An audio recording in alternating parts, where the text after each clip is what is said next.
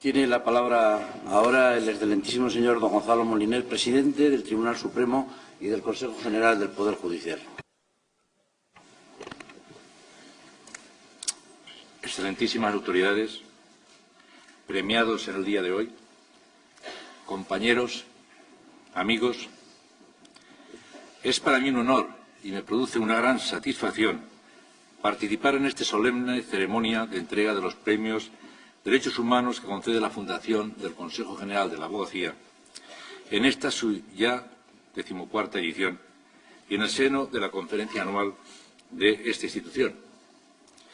Mi más sincera felicitación al Consejo General por mantener y potenciar tan importante evento y ha destacado entre las iniciativas que fomentan una labor de concienciación a favor de los derechos humanos y que premia la contribución relevante por parte de personas, instituciones o medios de comunicación en la lucha contra la injusticia y en aras de la protección de los derechos humanos. Han transcurrido varias décadas desde la Declaración Universal de los Derechos Humanos, se aprobaba por la ONU el 10 de diciembre de 1948, pero todavía hoy resulta necesario luchar por su protección. El compromiso con la dignidad y la justicia universal no es una simple aspiración. No cabe en modo alguno considerarlas un lujo al alcance de una población privilegiada. Estamos ante un elenco de derechos inherentes a cada ser humano y quienes tenemos puestos de responsabilidad debemos hacer posible esa realidad. Por ello reitero mi reconocimiento a quienes han hecho posible esta iniciativa, ofreciendo la plena colaboración del Poder Judicial, pues tengo el convencimiento de que aunando voluntades y esfuerzos podremos conseguir la erradicación de las conductas vulneradoras de los derechos humanos. Jueces, magistrados y abogados ocupan un papel relevante en esta lucha por el respeto y protección de los derechos de la persona. Se trata de una protección en la que todos estamos implicados. La abogacía es un pilar básico y fundamental en su consecución, pues no hay duda de que la ausencia o el menoscabo del derecho de defensa conduce inexorablemente a la ausencia de un juicio justo. De manera que el derecho de defensa se erige en cualquier Estado de Derecho en un sustento necesario para la afirmación de la justicia. Además, no olvidemos que los conflictos que se produzcan en relación con estos derechos deben ser dilucidados ante un sistema judicial competente, imparcial e independiente, sistema en el que nuestra intervención, esto es, la de jueces, magistrados y letrados, deviene crucial y, por ende, en el que desde diferentes posiciones hemos de actuar siempre con la máxima responsabilidad, respondiendo con ello a las exigencias de protección que en cada momento demanda nuestra sociedad y que se revelan especialmente mayores en tiempos tan complejos como los actuales, marcados por una gravísima crisis que ha dejado sin trabajo a millones de españoles y en los que cada vez más personas ocupan una posición especialmente vulnerable. En este panorama difícil, la justicia se presenta como un mecanismo de cierre que permite en última instancia garantizar la protección de los derechos y libertades de las personas y en nuestras manos está lograr una protección eficaz. Quiero dar mi enhorabuena más cordial y afectuosa a quienes hoy han recibido estos galardones y mi admiración por sus magníficas aportaciones a la ingente tarea de construir una sociedad en la que prevalezcan los derechos de los ciudadanos. Estoy seguro de que ello servirá de estímulo y ejemplo para todos quienes tenemos este mismo objetivo. Vuestra dedicación nos indica el camino a seguir y nos enseña que el trabajo bien hecho acaba dando sus frutos. Muchas felicidades al Consejo General por esta concesión y por esta situación, y muchas gracias a todos ustedes por haber escuchado estas palabras y las que nos han dedicado los homenajeados de carácter tan íntimo y especialmente afectivas. Muchas gracias a todos.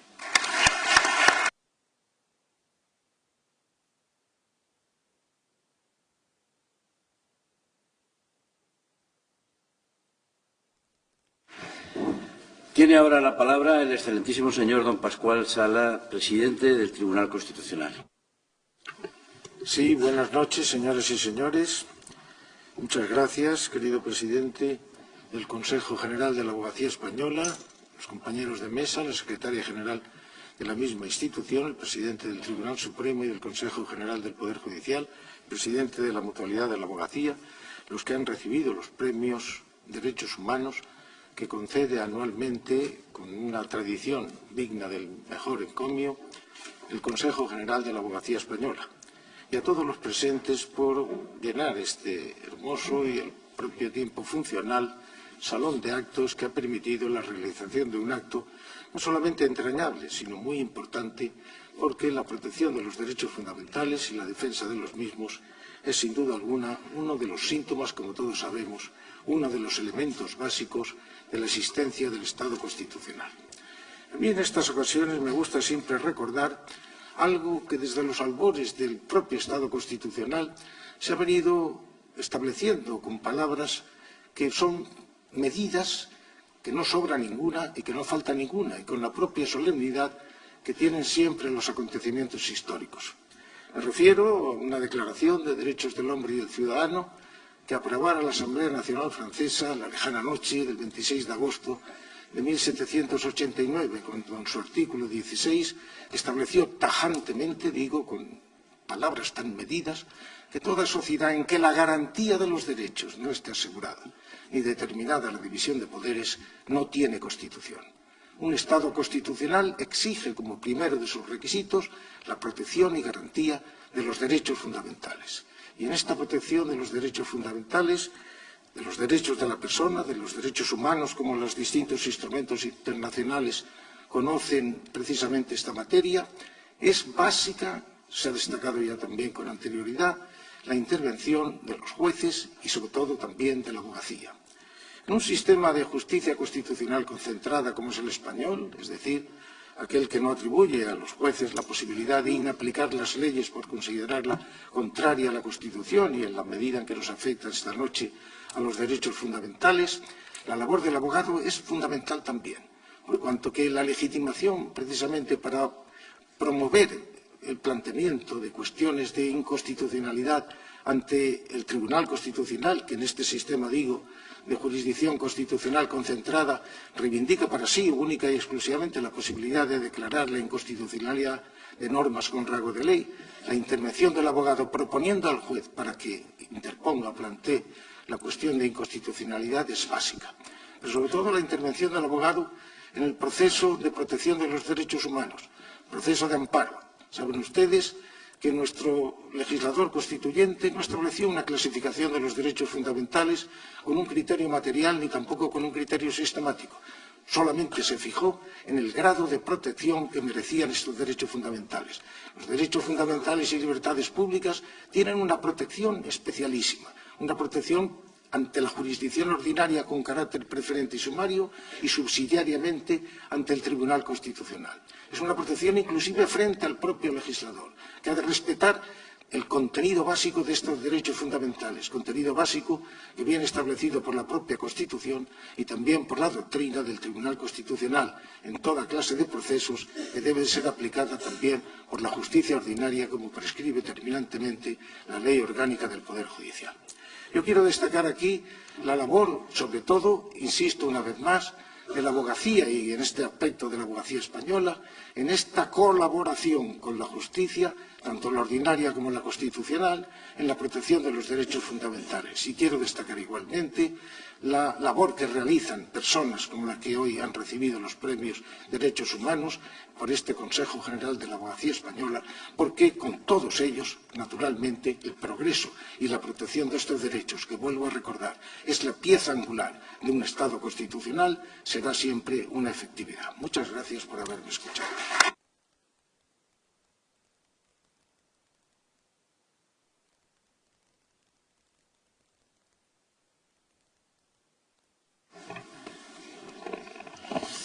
Excelentísimas autoridades, ilustrísimas personalidades, compañeras, compañeros, familiares, amigos todos.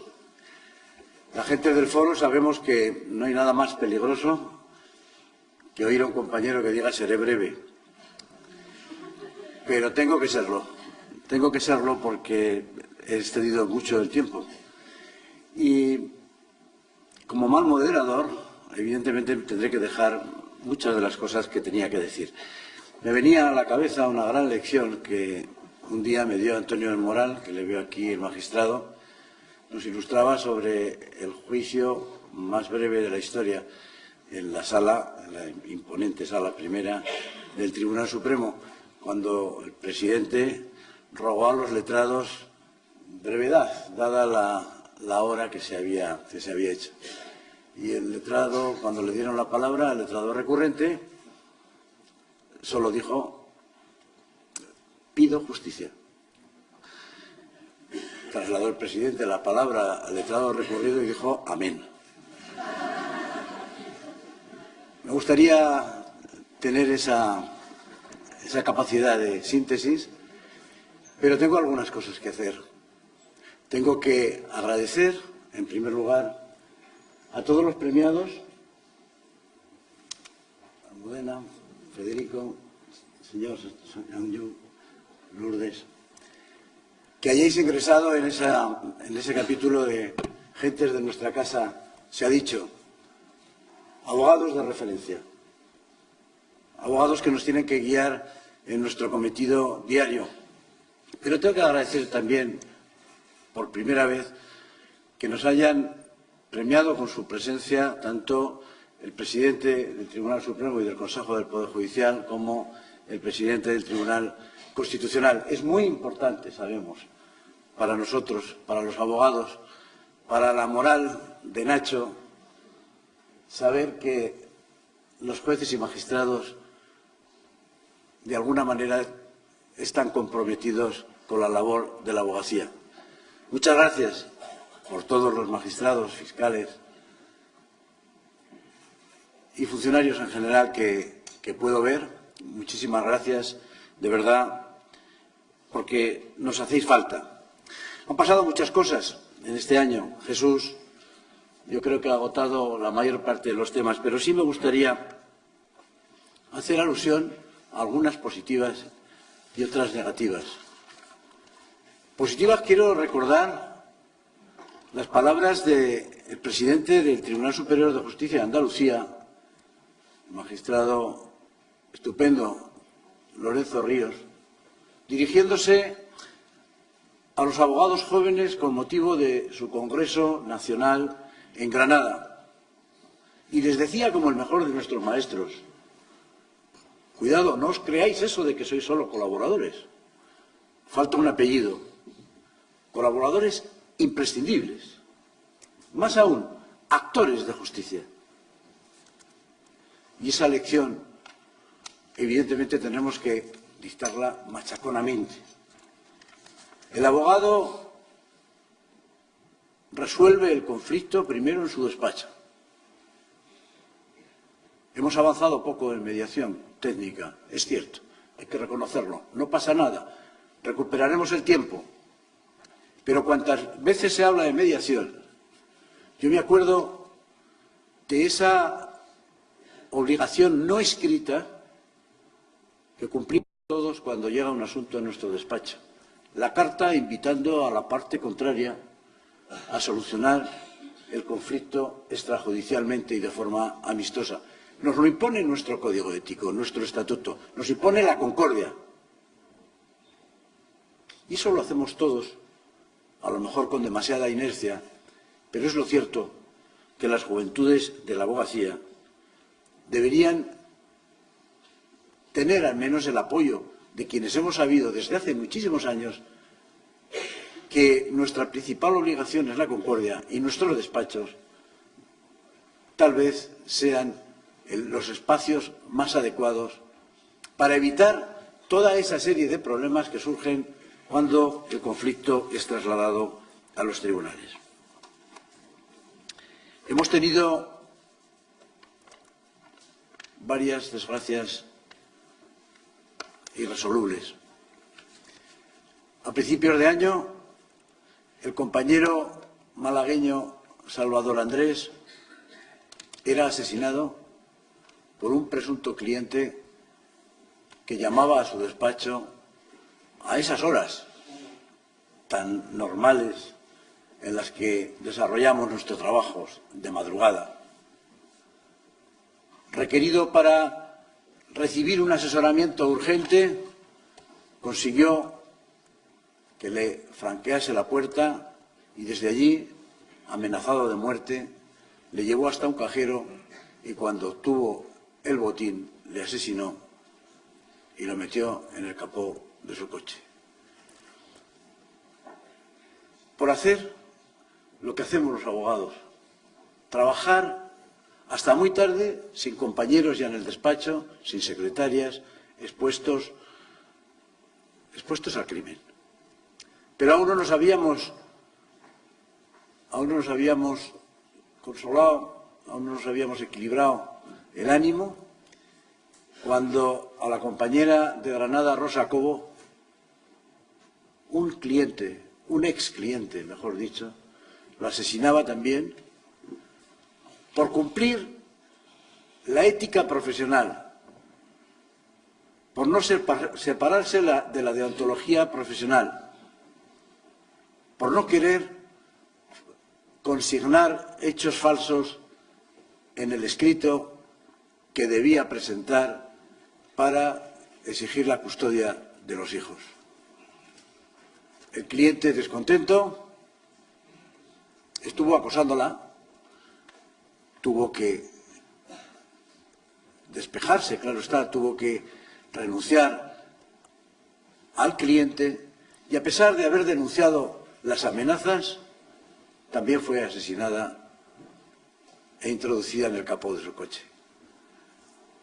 No queremos esos mártires en absoluto y tendremos que tener en el futuro muchísimo más cuidado.